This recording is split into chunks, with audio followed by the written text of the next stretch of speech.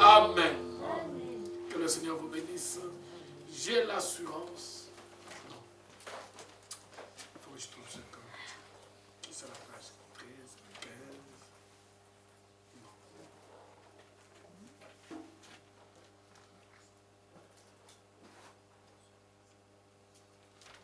peux pas arriver à lire dans mes pensées, malheureusement. Mais je vais trouver. Je le cherche. Voilà. Page 32. Je sais qu'en lui j'ai la vie. Il m'a sauvé. Je ne crains.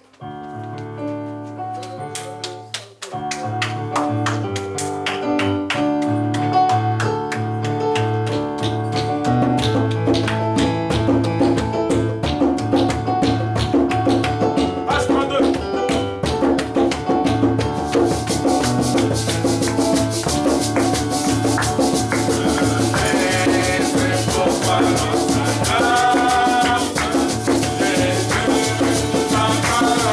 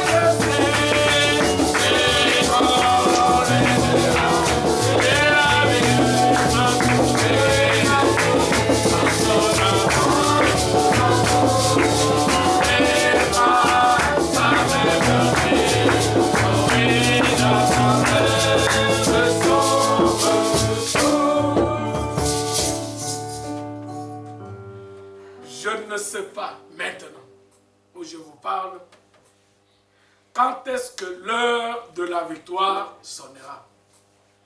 Quand est-ce que l'époux viendra dans sa gloire pour me prendre? C'est une question qui est posée dans la 4e strophe. Je ne sais pas quand l'heure de la victoire sonnera. Je ne sais pas quand l'époux viendra me prendre dans sa gloire. Mais ce que je sais, c'est qu'en lui, j'ai la vie. Ce que je sais, c'est qu'il m'a sauvé dans son amour.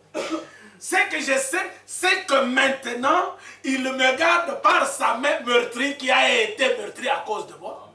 C'est ainsi que gardé dans cette main, j'attends l'heure de son retour sans crainte, parce que je serai prêt. Parce que c'est lui qui me garde, donc je ne peux être que prêt. Si c'est lui qui me garde, je ne peux pas tomber. Et même si je tombe, il me prendra. Parce que je suis avec lui. C'est un cantique d'espérance. Je ne sais pas comment la lumière éclaire tout mon cœur. Comment j'ai compris la misère qui était la mienne et j'ai reçu mon sauveur. Je ne sais pas quelle est la mesure de joie et de douleur que mon Créateur réserve à moi, faible créature. Mais même si je traverse ces temps de joie et de douleur, que le Seigneur me préserve pendant mon pèlerinage ici sur la terre, mais ce que moi je sais, c'est qu'en lui j'ai la vie. C'est quand il est merveilleux. Quelles que soient les circonstances, en lui j'ai la vie. Il m'a sauvé dans son amour. Et aujourd'hui, s'il te garde vraiment par sa main meurtrie, alors attends avec foi l'heure de son retour. Que le Seigneur vous bénisse tous. Lèvons-nous bien-aimés. Nous allons prendre Exode au chapitre 3.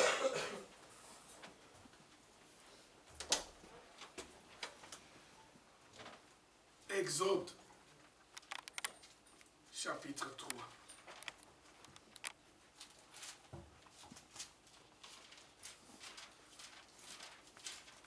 Je vais lire juste un verset. Exode, chapitre 3, verset 14. Exode au chapitre 3, verset 14.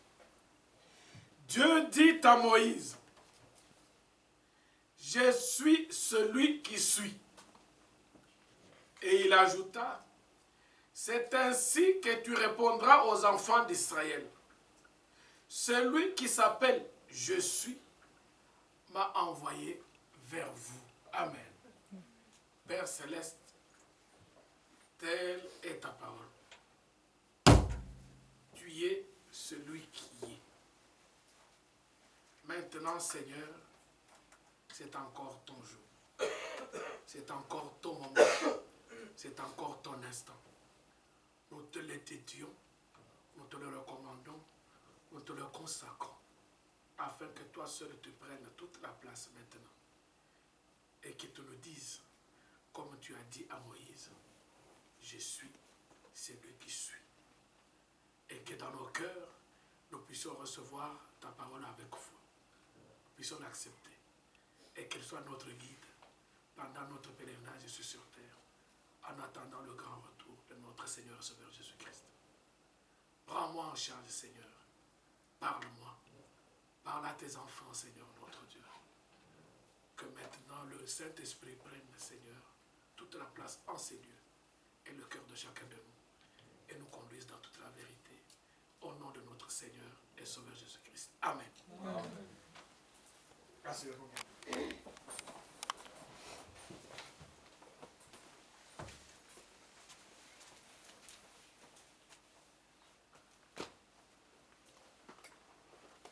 Verset 13, Exode 3.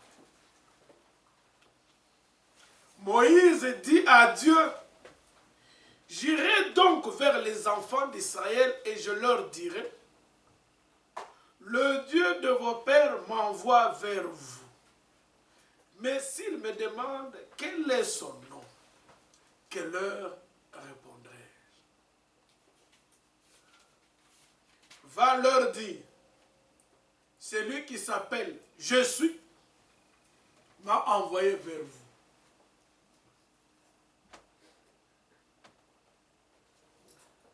Je suis. C'est quel temps? De quel mode? Je suis, c'est le présent. De quel mode? Mode? Indicatif. Et le présent veut dire présent.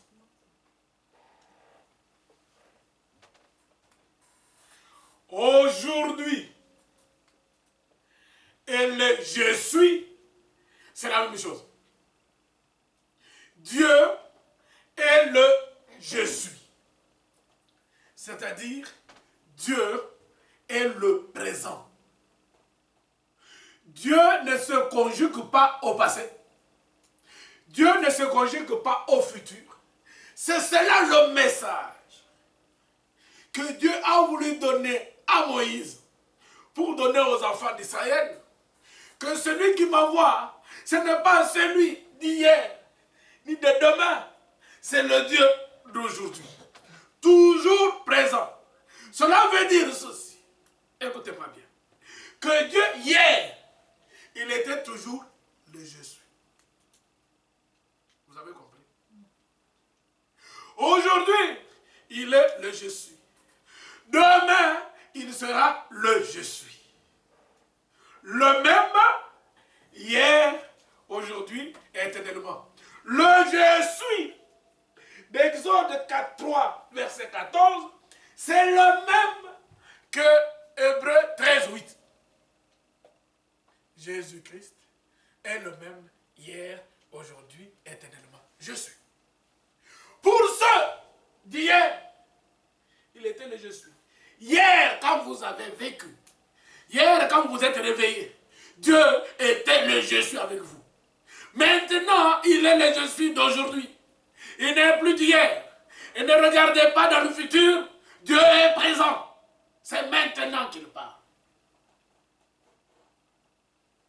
Il se tient au milieu de nous. Maintenant. Ne cherchons jamais à chercher le Dieu d'hier. Si nous devons chercher le Dieu d'hier, que ce soit pour des actions de grâce, mais pas pour notre vie. Les actions de grâce, Seigneur, regarde ce que tu avais fait pour moi. Mais maintenant, ce que Dieu veut de toi, c'est que tu sois dans sa pensée. Parce que Dieu peut avoir fait quelque chose pour toi hier. Tu peux avoir disparu de sa pensée. Tu peux être sorti des radars. Et si tu es sorti des radars hier, et qu'aujourd'hui, dans les radars de Dieu, tu n'es pas là, Dieu compte ce moment-là. Il est souvent dit, la seule photo qui se présente devant Dieu, l'instantané. Vous voyez quand vous prenez une photo, tap, c'est à partir du moment où le souffle s'en va. Quelqu'un meurt. C'est le cliché qui est pris à ce moment-là. Dans l'état où se trouve cette personne. C'est ce cliché-là qui se présente devant Dieu. Ça ne sera pas la photo qu'il a prise il y a 10 jours, il y a 1 an, il y a 3 ans, ou la photo qu'il pourra prendre le lendemain. C'est celle qu'il a du temps présent, là. Ce qui veut dire que ce que Dieu a dans sa vision, c'est ceux qui sont dans ses radars. Voilà pourquoi la parole de Dieu dit que lui, il est au ciel, il a ce regard sur la terre, fixé sur tous ceux dont leur cœur est tout entier à lui.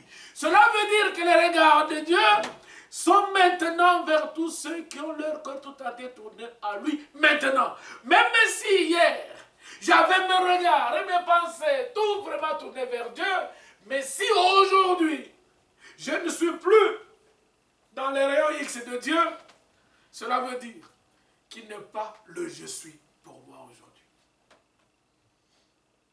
les je suis, ce jour-là, il a dit à Moïse. Et si vous prenez bien Exode, je n'ai pas le temps d'y aller, dans les versets qui suivent. Il a dit, quand il appelle Moïse du buisson ardent, il dit, je suis le Dieu de tes pères. Je suis le Dieu d'Abraham. Vous regardez? Abraham, c'est dans le passé. Je suis le Dieu d'Isaac. C'est dans le passé. Je suis le Dieu de Jacob. Mais pourquoi, lorsque maintenant Moïse lui demande quel est ton nom, il lui dit je suis. Il pouvait dire j'étais. En tant que le Dieu d'Abraham, Dieu d'Isaac et Dieu de Jacob. Dans la pensée de Dieu, comme Dieu n'est pas le Dieu des morts, il est le Dieu des vivants. Il était le Dieu d'Abraham, d'Isaac et de Jacob.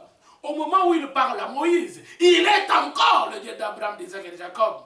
Et dans la pensée de Dieu, Abraham, Isaac et Jacob sont vivants. Ils ne sont pas morts pour Dieu. Dans Ecclésiaste, chapitre 5,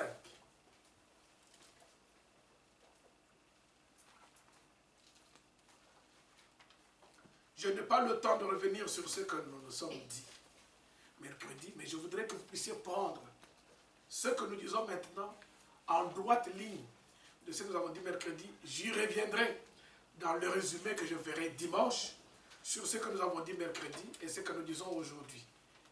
Donc je n'ai pas le temps d'y revenir, mais prenons ce que nous avons dit mercredi et comprenez ce que nous disons aujourd'hui à partir de là. Ecclésiaste au chapitre 5.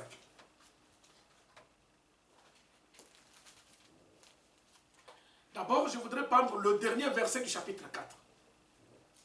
Verset 17. Comme ce soir. Prends garde à ton pied lorsque tu entres dans la maison de Dieu, comme ce soir.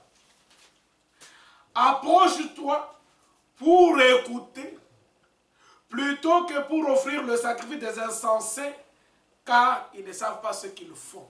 Ils ne savent pas qu'ils font mal. Et vous allez comprendre le sacrifice des insensés dans la suite. Maintenant, nous prenons le chapitre 5, verset 1. Ne te presse pas d'ouvrir la bouche et que ton cœur ne se hâte pas d'exprimer une parole devant Dieu. Car Dieu est au ciel et toi sur la terre. Que tes paroles soient donc peu nombreuses. Parce que c'est Dieu qui doit parler. Chaque fois que nous allons lire les Écritures ce soir, ramenez-les à Exode 4, verset 13. Le je suis, le présent. Car, verset 2, si les songes naissent de la multitude des occupations, vous avez compris, une fois ici, le frère Ézéchiel disait, tu vas faire des cauchemars, tu vas dire, ah non, Bandoki, mais tu as beaucoup mangé. Excusez-moi. Sachez que quand vous êtes trop occupé dans la journée, trop occupé, la nuit vous ferez beaucoup de songes, beaucoup de rêves. Et ce sont des petits rêves, des petits songes tout à l'heure qui vont déranger toute la nuit. Et puis quand tu vas te réveiller, ah quand j'ai rêvé, oui. Il y a des songes qui viennent de Dieu. Mais attention, il y en a qui viennent de la multitude des occupations. Si les songes naissent de la multitude des occupations, la voix de l'insensé se fait entendre dans la multitude des paroles. Je n'ai pas le temps de vous ramener dans Matthieu. Lorsque le Seigneur donne la parabole du pharisien et du publicain. Regardez la multitude du pharisien. Quand il entre dans le temple, Seigneur, merci de m'avoir créé, pharisien. Merci de m'avoir donné tous les biens. Merci d'avoir fait de moi ce que je suis. Moi, je jeûne, je donne l'aumône, j'observe le sabbat, je fais ceci, je fais cela. Trop de paroles insensées. Mais quand le publicain entre, très peu de paroles, mais avec la tête inclinée, se frappant la poitrine, et dire, Seigneur, prends pitié de moi, pauvre pécheur. Parce que je ne suis même pas digne d'élever ma tête au fond pour te regarder. Et vous savez quelle était la conclusion. Donc souvent l'insensé, c'est dans la multitude des paroles. Regardez bien aimé, moi je ne juge point. La prière, c'est une bonne chose. Mais regardez comment les dénominationnels prient. Ils peuvent vous prier toute la journée. Chaque fois qu'il y a culte, il y a toujours ce qu'on appelle le groupe d'intercesseurs qui viennent à l'église peut-être 2 heures avant, qui vous prient pendant des heures et des heures. Regardez dans le culte, il veut vous prier pendant des heures et des heures. Crier, crier, tomber, crier, prier, prier, prier, prier. Des multitudes de paroles que la parole de Dieu appelle des paroles des insensés. Parce que dans la multitude des paroles, vous regarderez, il n'y a que les choses du monde. Seigneur, Seigneur, donne-moi le visage. Seigneur, vraiment je me suis marié. Seigneur, donne-moi un mari. Seigneur, donne-moi des enfants. Seigneur, donne-moi une maison. Seigneur, donne-moi du travail. Seigneur, vraiment, regarde mon enfant malade. Regarde-moi du suivant. Les multitudes de paroles là, c'est dans les choses du monde et de la chair. Rarement une prière comme celle du publicain qui dit « Je suis un pauvre pécheur, sauve-moi, délivre-moi ». Voilà pourquoi la parole de Dieu, quand tu entres dans la maison du Seigneur, devant Dieu, examine-toi. Il faut que tes paroles soient peu nombreuses, que ce soit Dieu qui parle. Mais maintenant, le verset 3 que je poursuivais. Lorsque tu as fait un vœu à Dieu, ne tarde pas à l'accomplir. Parce que Dieu, c'est le je suis. C'est le présent. C'est maintenant. Ce n'est pas le futur. Tu as fait un vœu à Dieu où la parole de Dieu est sortie, il faut l'accomplir. Car Dieu n'aime pas les insensés. Accomplis le vœu que tu as fait. Accomplis la parole de Dieu. Reçois-la dans ton cœur. Obéis à cette parole. Mets-la en pratique. Ne tarde pas. Nous verrons plus loin. Si on tarde avec la parole de Dieu et la mettre en pratique, c'est qu'elle devient. Mieux vaut pour toi, au verset 4, ne point faire de vœu que d'en faire un et de ne pas l'accomplir. Mieux vaut d'ailleurs ne pas venir au culte, écouter la parole de Dieu et la rejeter, ne pas la mettre en pratique. Mieux vaut rester à la maison et ne pas l'avoir écoutée. Parce que la parole de Dieu dit, ceux qui, après avoir entendu la parole de la vérité, et qui s'en sont détournés, et qui sont tombés, la parole de Dieu dit qu'il n'y a... Je voudrais que... Lisons là. Lisons ce que je dis là. Ça doit être Hébreux au chapitre 10.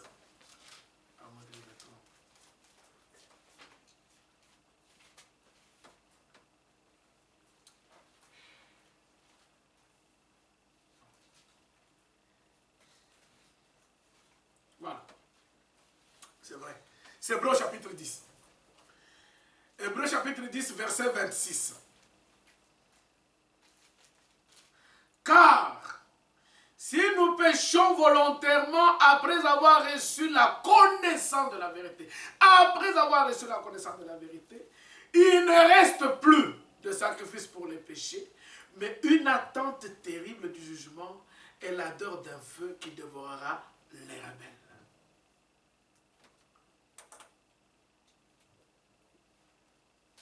Nous revenons à Ecclésiaste chapitre 5. Ne permets donc pas, verset 5, à ta bouche de faire pécher ta chair et ne dis pas en présence de l'envoyé que c'est une advertence. Pourquoi Dieu s'irriterait-il de tes paroles et détruirait-il l'ouvrage de tes mains? Car s'il y a des vanités dans la multitude de songes, il y en a aussi dans beaucoup de paroles. C'est pourquoi crains Dieu.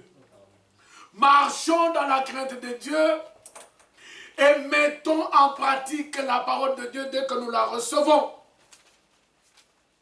Dans le même livre d'Ecclésiaste au chapitre 11, je voudrais que nous puissions y aller, il est écrit ceci. 11 d'Ecclésiaste, à partir du premier verset. Attention, Ecclésiaste parle beaucoup en images. Il faut faire très attention pour comprendre ce qu'il dit. Il y a beaucoup d'images. Jette ton pain à la surface des eaux, car avec le temps, tu le retrouveras. Ici, c'est un conseil qu'Ecclésiaste donne pour épargner. Il ne faut jamais tout manger. Il faut garder. Un jour, ça te reviendra. Donne-en une part à 7 et même à 8. À 7 personnes, à 8 personnes. Car tu ne sais pas quel malheur peut t'arriver sur la terre. C'est-à-dire qu'il faut savoir donner. Il faut être généreux. Parce que demain, quand toi tu seras dans le besoin, c'est peut-être d'autres à qui tu as donné aujourd'hui qui t'aideront demain. Verset 3. Quand les nuages sont pleins de pluie, ils la répandent sur la terre. Et si un arbre tombe au midi ou au nord, il reste à la place où il est tombé. C'est le verset 4 que je poursuivais. C'est lui qui observe le vent ne sèmera point. Et celui qui regarde les nuages ne moissonnera point. Je m'arrête là. Qu'est-ce que ça veut dire? Le vent et les nuages sont les circonstances de la vie qui passent. C'est peut-être ta faiblesse. C'est peut-être la faiblesse de ta foi. C'est peut-être ton caractère. C'est peut-être ton entourage. C'est peut-être ton travail. C'est peut-être les difficultés que tu as dans la vie. C'est peut-être les soucis, les problèmes.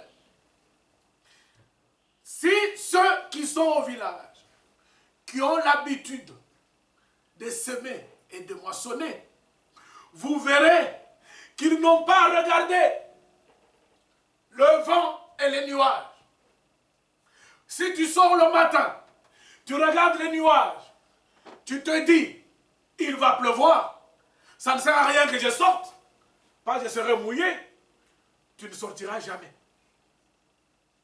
Chaque fois que tu sortiras le matin, et tu verras le vent souffler, et tu rentres dans ta maison pour dire, le vent souffle, tu ne sortiras jamais. Chaque fois que le semeur sortira pour aller semer, et verra qu'il y a des vents, qu'il y a des nuages, il va se dire, il va pleuvoir. À quoi bon d'aller semer? Il ne semera jamais. Chaque fois que tu écoutes la parole de Dieu, et que tu fais attendre, parce qu'il y a telle ou telle chose dans ta vie, que tu ne veux pas abandonner, parce qu'il y a telle ou telle faiblesse dans ta vie, que tu ne veux pas abandonner, sachez qu'un jour, en repoussant, il sera trop tard. Voilà pourquoi l'Ecclésiaste dit, celui qui observe le vent, il ne s'aimera jamais.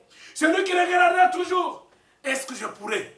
Est-ce que moi vraiment, je ne pourrais pas faire ça. Ah, ça c'est pour eux. Ah non, ça c'est pas pour moi. Si tu fais ça, tu ne s'aimeras jamais. Maintenant, écoutez le verset 5. Comme tu ne sais pas quel est le chemin du vent, parce que quand tu sors et le vent souffle, tu ne sais même pas s'il vient du nord, il va vers le sud, ou s'il va du sud vers l'ouest ou l'est, tu n'en sais rien. Ni comment, tu ne sais même pas comment se forment les os dans le ventre de la femme enceinte. Tu ne connais pas non plus l'œuvre de Dieu qui fait tout. Toi, mets-toi seulement au travail. Dieu viendra. Toi, prends seulement la parole. Reçois-la dans ton cœur. Dieu viendra. Lorsqu'il verra la foi dans ton cœur, lorsqu'il verra l'obéissance dans ton cœur, lorsqu'il verra les efforts que tu fais dans ton cœur, Dieu viendra parce qu'il est dit qu'il veille sur sa parole pour l'accomplir. Parce que Dieu, c'est la parole elle-même. Donc la parole ne peut pas produire si Dieu lui-même n'est pas à l'œuvre. Voilà pourquoi dans Philippiens au chapitre 1, verset 6, il est écrit, c'est lui qui a commencé cette bonne œuvre en vous, lui-même prendra soin de cette œuvre, la perfectionnera et l'amènera jusqu'à son achèvement. C'est lui qui a la main de toutes choses. Mais pour cela, il ne faut pas que nous puissions toujours repousser l'appel du Seigneur. repousser l'obéissance à la parole de Dieu. Que nous puissions regarder à nos faiblesses, regarder à nos soucis, à nos problèmes. Chaque fois qu'on a un petit problème, c'est une raison pour se décourager. Aujourd'hui, le travail est devenu un handicap pour beaucoup. Tel problème est devenu un handicap pour beaucoup. Des problèmes de la vie, du travail, c'est devenu un handicap. Ne regarde pas au vent, ne regarde pas aux nuages. Sinon, tu ne feras jamais rien. Or, qu'est-ce que Rédas dit? Il dit ceci. Comme tu ne sais pas d'où vient le vent, toi, mets ta confiance seulement à Dieu parce que c'est lui qui fait tout. Donc, il ne faut pas regarder à tes faiblesses, ne regarde pas tes problèmes, ne regarde pas tes difficultés. Regarde à Dieu. Lui sait les difficultés que tu as. Mais il voit le cœur qui reçoit la parole, s'il est sincère. Voilà pourquoi le verset 6, il est dit, dès le matin, sème ta semence. Dès le matin, prends la parole de Dieu dans ton cœur. Et le soir, quand tu reviens, ne laisse pas reposer ta main. Toujours à l'heure. La parole de Dieu, c'est le je suis. C'est en permanence. C'est à tout moment. C'est du matin au soir. Du 1er au 30. Et de janvier à décembre. Du lundi à dimanche. Tous les jours, Dieu doit être notre je suis. La parole doit être notre je suis. Tu sèmes le matin et le soir, tu ne fais pas reposer ta main. Car tu ne sais point ce qui réussira, ceci ou cela, ou si l'un ou l'autre sont également bons. Toi, agis. Toi, mets-toi à l'œuvre. Seigneur, tu connais mes faiblesses. Mais dans les faiblesses, il faut appeler le même Seigneur au secours. J'élève les yeux vers la montagne. D'où viendra le secours? Le secours viendra de l'Éternel qui a fait les cieux et la terre. C'est ce que la parole de Dieu dit. Toujours regarder vers le Seigneur, mais obéir sans regarder à cela. Dieu veut des gens obéissants. De ne pas être, comme nous sommes venus ce soir, des auditeurs oublieux. Un auditeur oublieux, c'est en sortant, le je suis disparaît. Il renvoie à demain. Ah, quand on viendra encore dimanche. On oublie qu'aujourd'hui, Dieu a sémé. Que le je suis, c'est aujourd'hui. Parce que rien ne nous dit, nous allons le voir, que demain, nous serons encore vivants. Que dimanche, nous reviendrons encore pour écouter. Peut-être que c'est la dernière parole que nous écoutons ce soir. Peut-être que c'est la dernière. Alors, il faut le faire. Dieu a besoin des enfants obéissants, mais pas des auditeurs qui disent Amen et qui ne font rien. Comme d'ailleurs, Matthieu 21. Matthieu 21.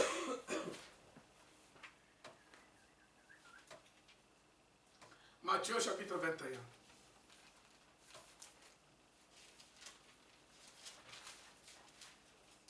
Je parle souvent de cette parabole. Matthieu chapitre 21, verset 28. Matthieu 21, verset 28. Que vous ensemble, un homme avait 2 fils. Et s'adressant au premier, il dit, mon enfant va travailler aujourd'hui dans ma vigne. Il répondit, je ne veux pas. Ensuite, il se repentit et il alla. S'adressant à l'autre, il dit la même chose. Et son fils répondit, je veux bien, Seigneur. Et il n'alla pas. Lequel des deux a fait la volonté du Père? Il répondit, le premier. Et Jésus leur dit, je vous le dis en vérité, les publics et les prostituées vous devanceront dans le royaume de Dieu.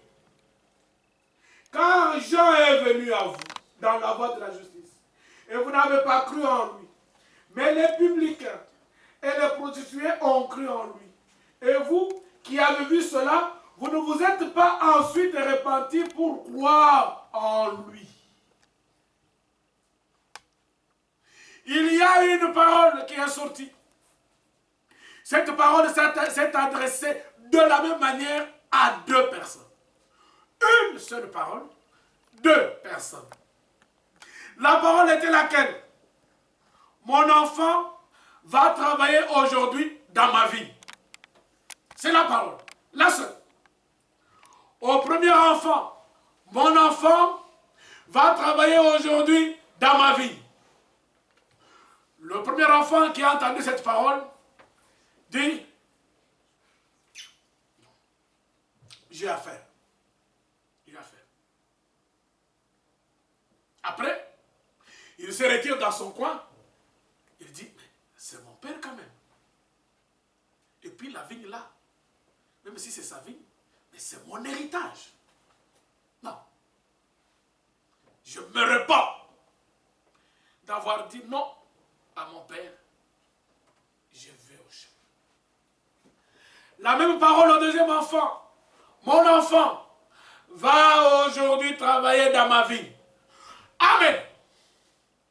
Gloire à Dieu, papa. Je vais y aller tout de suite. Il s'en va. Il oublie la parole. Il n'avait pas pratiqué. Et pourtant, il a dit Amen. Pourquoi il a dit Alléluia? Et Jésus pose la question. De ceux deux qui ont reçu la parole, qui a fait la volonté de son Père? Qui a fait la volonté de Dieu? Qui fait la volonté de Dieu quand il écoute la parole? Et même si elle lui semble dure à ce moment-là, parce que parfois la parole de Dieu nous bouscule, prêche la parole, attends contre-temps, la parole de Dieu est faite pour corriger, elle console, elle bouscule, parfois elle énerve, mais qu'après, par le Saint-Esprit à nous, on se remet en cause et on se dit, pourquoi pas? Seigneur, pardonne-moi. Et ça, c'est ce que j'aime. Parce que celui qui a dit, je ne parle pas, il n'a pas dit qu'après avoir réfléchi, il est parti. Non, il s'est repenti. Parce que dire non à Dieu, c'est déjà une désobéissance. Mais comme Dieu, lui, ne nous tient pas rigueur de nos fautes, auprès de lui se trouve le pardon pour qu'on le craigne. Chaque fois que tu as fait une faute, tu te repens, il te pardonne. Et lui, l'enfant se repent. Il ne se repent pas pour dire, Père, pardonne-moi d'avoir dit non tout à l'heure quand tu m'as dit d'aller travailler au champ, j'ai dit, je ne veux pas.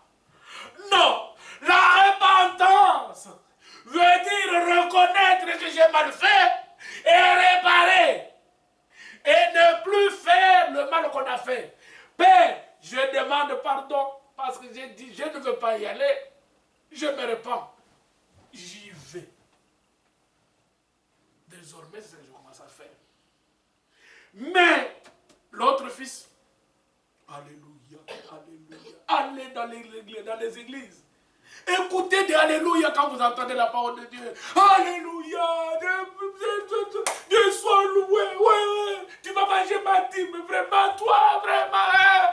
Ça, c'est le deuxième fils qui dit, je vais aller. Mais cette personne qui crie, alléluia, tu vas manger ma dîme, il saute. Quand on prêche, et quand ils sortent, regardez maintenant la vie. Dans beaucoup d'églises dénominationnelles, allez-y, regardez des bruits quand on prêche. Les gens reçoivent la parole avec joie. Nous sommes exactement devant lorsque là, dans la parole du Seigneur, il est dit, ce qu'on appelle la semence est tombée sur un endroit rocailleux, pierre, où il n'y a pas de profondeur. La semence tombe, comme il n'y a pas de profondeur, quand le soleil pique, ça sèche, parce que ça n'arrive pas à avoir des racines. C'est ce qui écoute. D'ailleurs, il est écrit là-bas, quand il écoute la parole, c'est avec joie. Ah oui. Mais Dieu n'a pas besoin de ceux-là. Il a besoin de ceux qui reçoivent la parole et qui la mettent en pratique. Comme le deuxième, comme le premier. Pas le deuxième. C'est cela que nous devons comprendre, bien-aimés. Voilà pourquoi dans Matthieu, toujours au chapitre 8, le je suis dit ceci. Matthieu au chapitre 8.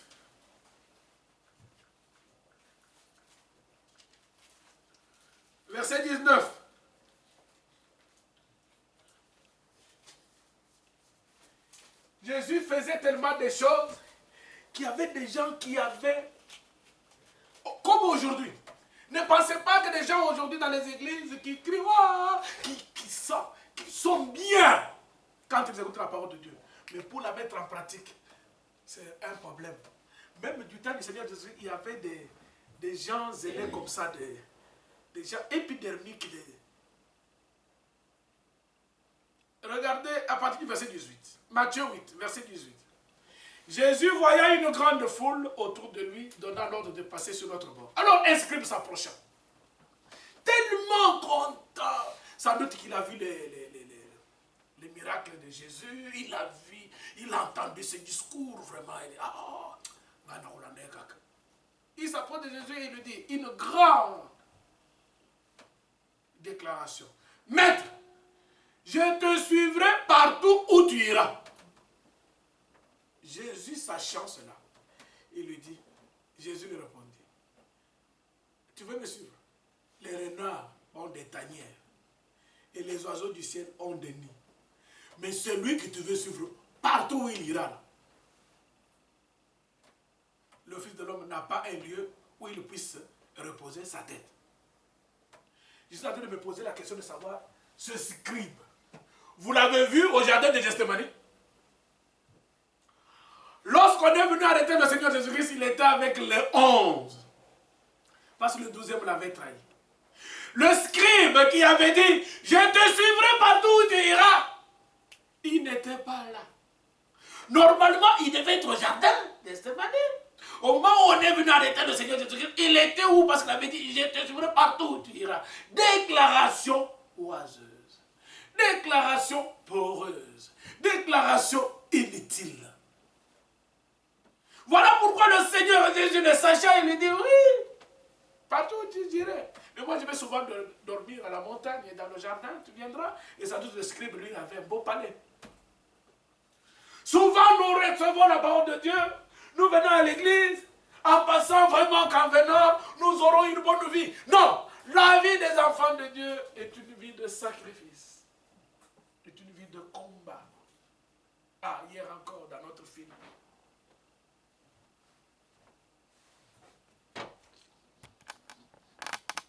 Wow. Oh. C'était le titre du film. La chambre de combat. La chambre de guerre. Pour ces personnes qui avaient réservé dans leur maison une chambre où ils étaient tous les jours en combat contre Satan. Mais avec Dieu. Parce que cette dame me disait, je ne peux pas combattre. Je l'appelle pour qu'il vienne combattre pour moi. C'est ça Dieu.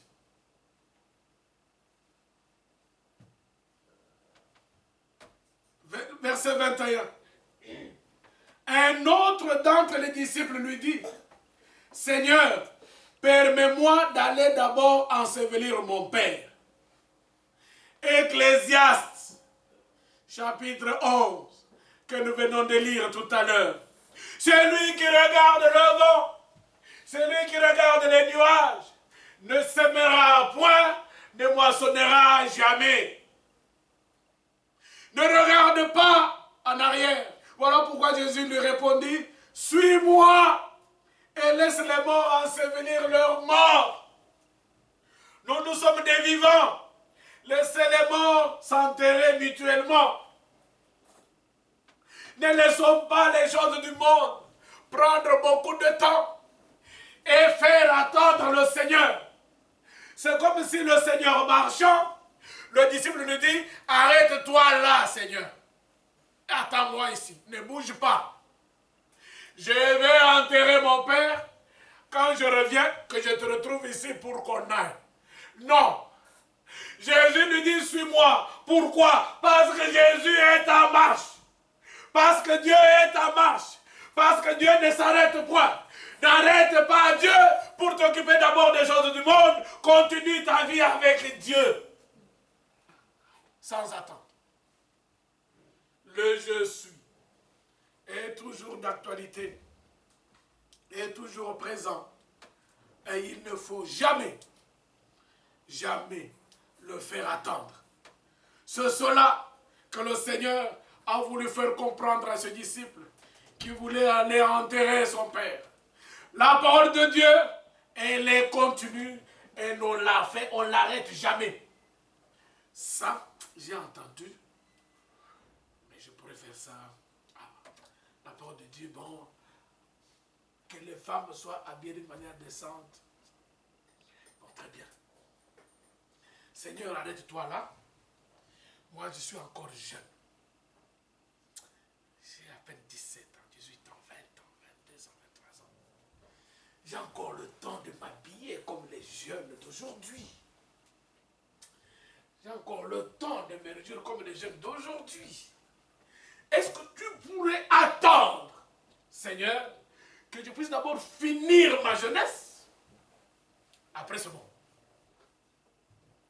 Eh bien, quand tu auras fini ta jeunesse, quand tu viendras, le Seigneur ne sera plus là où tu l'as laissé. Tu l'as perdu. Et encore faudrait-il savoir si tu arriveras à ce moment-là. Suis-moi, laisse les morts enterrer leurs morts. Laissez ces choses du monde. C'est pour d'autres, ce n'est pas pour toi. Exode. Nous allons encore dans Exode.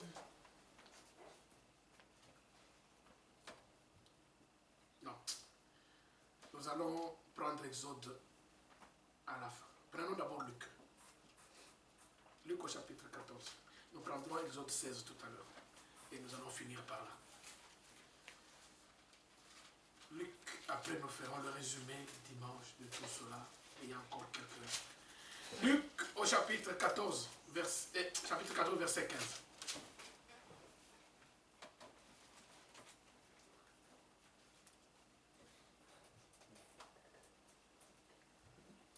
C'est exactement, ça rejoint ce que nous venons de voir dans Matthieu au chapitre 8. Parce que la parole de Dieu s'interprète elle-même. Il faudrait, quand vous dites des choses, vous puissiez trouver au moins 2, 3, 4, 5 passages de la Bible qui le justifient. Un de ceux qui est à table, je suis à Luc 14, verset 15.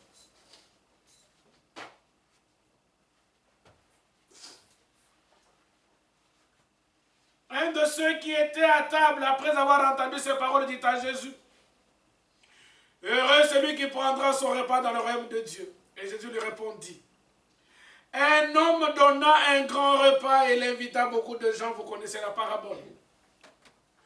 À l'heure du repas, il envoya son serviteur dire aux conviés, « Venez, car tout est déjà prêt. » Aujourd'hui, la parole de Dieu est prête. Aujourd'hui, le royaume des cieux est prêt. Les demeures éternelles, les demeures célestes sont déjà préparées dans cette cité où l'agneau est la lumière.